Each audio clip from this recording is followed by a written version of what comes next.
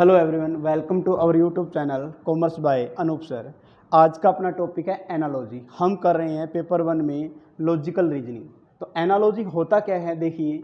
N analogy means drawing a comparison in order to show a similarity in the same respect. इसका मतलब क्या है कि जो सिमिलर चीज़ें होती हैं उनके अंदर हमें डिफरेंस फाइंड आउट करना, वो एनालॉजी कहलाता है। इनके सिमिलर चीज़ों में जो आप डिफरेंस फाइंड आउट करते हो उसको हम क्या बोलते हैं, एनालॉजी। अब आता है type of question based on analogy, की एनालॉजी के बेस पर कौन कौन से क्वेश्चन आते हैं। तो सबसे पहला इसको हमने 6 पार्ट्स में डिवाइड किया है। पहला आता है आपका कंप्लीटिंग एनालॉजिकल पेयर, कि एनालॉजिकल पेयर को क्या करना है, कंप्लीट करना। जैसे हाफ पेयर दे रखा है तो उससे उसको कंप्लीट करना। जैसे इन क्वेश्चंस में क्या होता है, such question give relationship between a pair. जैसे ओएसिस सैंड का रिलेशन दे रखा है, वैसे ही आइलैंड का किससे रिलेशन होगा। देखिए ओएसिस क्या होता है, आप ये मानिए ये दे रखा है सैंड, सैंड मीन्स रेत या रेगिस्तान हम इसको बोल सकते हैं। ओएसिस का मतलब होता है पानी, वाटर, ठीक है ना। कि सैंड वाइडर टर्म है और ओएसिस का मतलब क्या होता है, आप ये बोल सकते हो कि रेगिस्तान के अंदर अगर कुछ ऐसी जगह है जहाँ पर पानी है तो उसको हम क्या बोल सकते हैं, ओएसिस बोलते हैं, ठीक है। वैसे ही यानी कि रेत जो है आपकी सैंड है, ये सैंड है, और इसके अंदर ये जो है ये क्या है, ओएसिस है। वैसे ही ये क्या दे रखा है, आइलैंड, कोई बड़ी चीज़ होगी उसके अंदर एक पार्ट होगा, ठीक है। तो इसके लिए हम वर्ड यूज करेंगे वाटर।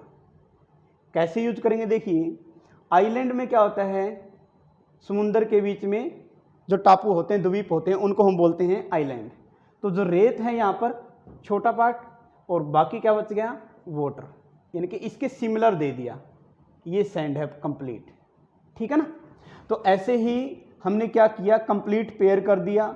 यानी कि ये मानो कि जो सैंड है रेत, रेत के बीच में पानी, और वैसे ही वाटर, वाटर के बीच में आपका रेत हो गया, इसको हम सैंड बोल सकते हैं, ठीक है ना।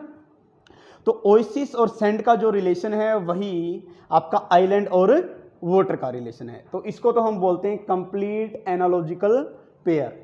नेक्स्ट वन आता है सिंपल एनालॉजी। सिंपल एनालॉजी क्या होता है, इस टाइप के जो क्वेश्चन होंगे उसमें क्या मिलेगा, in such a question a simple statement is given. जैसे स्वीट इज टू चॉकलेट, यानी कि चॉकलेट जो है, चॉकलेट में स्वीटनेस होती है, या आप ये बोलो कि स्वीट का जो वाइडर टर्म है, ठीक है, वो है चॉकलेट। वैसे ही बुक का वाइडर टर्म क्या होगा, तो बुक का वाइडर टर्म होता है इंसाइक्लोपीडिया। इनके बुक में आपकी थोड़ी इन्फॉर्मेशन होती है और इंसाइक्लोपीडिया में ज़्यादा इन्फॉर्मेशन होती है बुक की बजाय, इंसाइक्लोपीडिया। तो इसका आंसर ये हो जाएगा इंसाइक्लोपीडिया, ठीक है। जैसे आप ये मानिए कि जो नोट्स हैं वो उसकी आप छोटी फॉर्म है, नोट्स से वाइडर क्या होता है बुक, बुक से वाइडर क्या हो गया, इंसाइक्लोपीडिया, ठीक है। इसके बाद आता है third one, choosing the analogical pair. अभी तक हमने 2 पढ़ चुके हैं, कौन कौन से, कंप्लीटिंग एनालॉजिकल पेयर, और सेकंड हमने पढ़ा था सिंपल एनालॉजिकल पेयर, और फिर आता है चूजिंग द एनालॉजी पेयर। इन क्वेश्चंस में क्या होता है, a pair is given and we have to find a suitable pair for the option given. जो आपके पास ऑप्शन दे रखे हैं, जैसे इसमें ऑप्शन अगर हम देते हैं, मैं यहाँ लिख रहा हूँ इसके ऑप्शन, किसके, इसके ऑप्शन यहाँ पर लिखते हैं। अगर मान लें कि यहाँ पर ऑप्शन दे रखा है, एक दे रखा है टेल एंड स्पीक, ऑप्शन 1।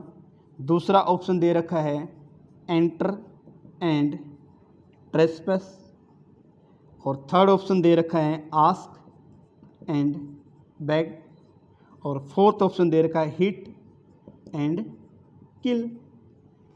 ये अपने पास ऑप्शन दे रखे हैं, ऑप्शन में से सिलेक्ट करना, ठीक है। ऑप्शन जैसे बोरो का मतलब होता है उधार, जब आप किसी से उधार मांगते हो, यानी कि परमिशन लेते हो किसी से पैसे यूज करने की। और स्टील का मतलब होता है कि आप पैसे चुराते हो, परमिशन नहीं लेते। तो यहाँ पर अगर इस एग्जाम्पल की बात हम करें तो यहाँ पर बात करते हैं परमिशन की। एक ऑप्शन में दे रखा है परमिशन ली, दूसरे में दे रखा है परमिशन नहीं ली। अब बात करते हैं इसकी ऑप्शन की। टेल, परमिशन, टेल और स्पीक दोनों का मतलब बोलना, लेकिन परमिशन का कोई चक्कर नहीं इसमें। एंटर का मतलब परमिशन लेना, और ट्राई पास का मतलब होता है बिना अनुमति के आप किसी की बिल्डिंग में प्रवेश करते हो उसको हम बोलते हैं ट्रेसपास। ठीक है ना, तो ये आपका आंसर आ जाएगा। एंटर के साथ हम क्या वर्ड यूज कर लेंगे, ट्रेसपास। ठीक है, ट्रेसपास क्या होता है, किसी की बिना परमिशन के आप उसकी प्रीमिसिस में घुस जाते हो तब उसको बोलते हैं। आस्क और बैग, इनका आस्क का मतलब पूछना, बैग का मतलब मांगना, लेकिन कहीं भी परमिशन वाली बात नहीं है। हिट और किल, ऐसा नहीं कि भी हिट के लिए परमिशन चाहिए, किल के लिए नहीं चाहिए, ऐसा कुछ भी नहीं है। तो इन गिवन ऑप्शन में से सिर्फ एक ही ऑप्शन राइट है जो इसको रिप्रेजेंट करता है, बोरो और स्टील, और उसके सिमिलर क्या हो जाएगा, एंटर और ट्रेसपास। अब हम बात करते हैं फोर्थ नंबर की, नंबर बेस्ड ऑफ एनालॉजी। जैसे इसमें दे रखा है 2 4 6 1 8 को 21 लिखा गया है, ऐसे ही 8 7 5 3 2 को क्या लिखा जाएगा, यहाँ पर क्या आएगा। तो हमने क्या किया, अगर सिंपल देखते हैं तो इन सबको ऐड किया गया है। 2 ऐड किया 4 में तो क्या होगा 6 6 12 13 और 21। ऐसे ही 8 + 7 15 15 + 5 20 20 + 3 23 और 23 + 2 25। तो ये आपका क्या हो जाएगा, आंसर हो जाएगा। यह आता है नंबर बेस्ड। फिर आता है अल्फाबेट इसके ऊपर बेस। जैसे ये दे रखा है, इसका रिलेशन ये बनाया है, अब इसका रिलेशन आपको फाइंड आउट करना है। तो हम पहले भी पढ़ चुके हैं मैथमेटिकल रीजनिंग में, क्या करते हैं हम, ये दे रखे हैं 1 to 26 तक जो अल्फाबेट नंबर है वो, एफ कितने पे आएगा 6, जे 10 पे, यू 21 पे, एल 12, अल्फाबेटिकल ऑर्डर ए से लेके जेड तक 1 से 26 तक, वी 2 पे, ओ 15 पे, क्यू 17, ये भी 17। अब देखेंगे इसमें क्या कर रखा है, -4, 6 से 2 हो गया तो -4 +5 -4 +5, यानी कि यहाँ पर इनको लिखो। फिर L को 12 बोलते हैं, H 8, R का मतलब यहाँ पर 18 और X का मतलब 24। वही सिंबल लगाना है, क्या लॉजिक, -4 +5 -4 +5।